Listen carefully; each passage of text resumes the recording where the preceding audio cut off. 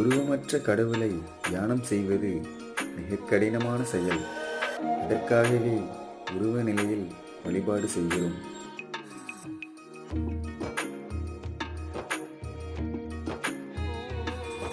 தராசின் முள் கனமான தட்டை நோக்கி சாய்வது போல மனிதனின் மனம் ஆசைகளால் கணக்கும் போது இறைவனை விட்டு விலகத் தொடங்கிவிடும்.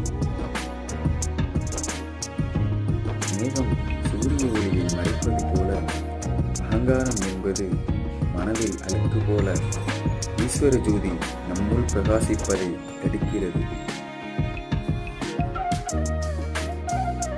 என் செயலாவது யாதொன்றும் இல்லை, எல்லாம் என் செயல் என்ற எண்ணம் மனதில் நிலைக்குமானால் இந்த பிறவியிலேயே முக்தி கிடைக்கும்.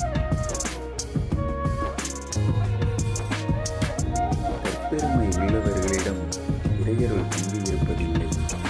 பணிவு உள்ளவர்களின் உள்ளத்திலேயே இறைவன் தன் இருப்பிடமாக கொண்டிருக்கிறான்.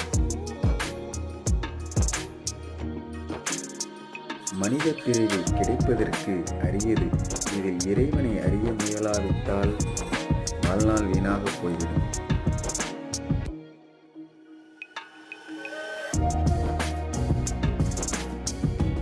இன்பத்தை நாடினால் இந்த காலத்தில் திருப்தி உண்டாவதில்லை.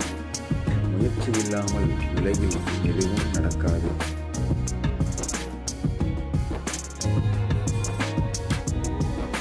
குற்றம் புரிவது மனித இயல்பு. அதையும் குணமாக ஏற்று அருள்வது கடவுளின் இயல்பு.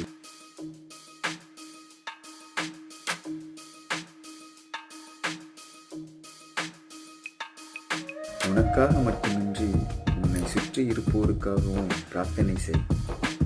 அறிவு என்னும் குருநாதரை அலட்சியப்படுத்தும் மனம் தடுமாறி திரியும்.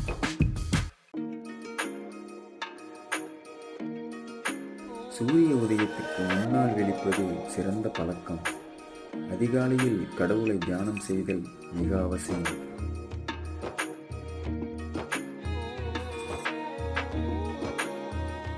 நல்லோர் மனதை நடுங்கச் செய்யும் காரியத்தை கைவிடுங்கள்.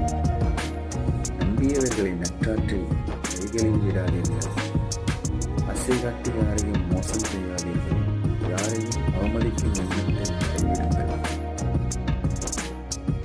எத்தனை படிகள் என்று எண்ணி நாய்க்க வேண்டாம். எல்லாவற்றையும் கடந்து வெளியேறிவிடலாம். முயற்சியை கைவிடாதீர்கள்.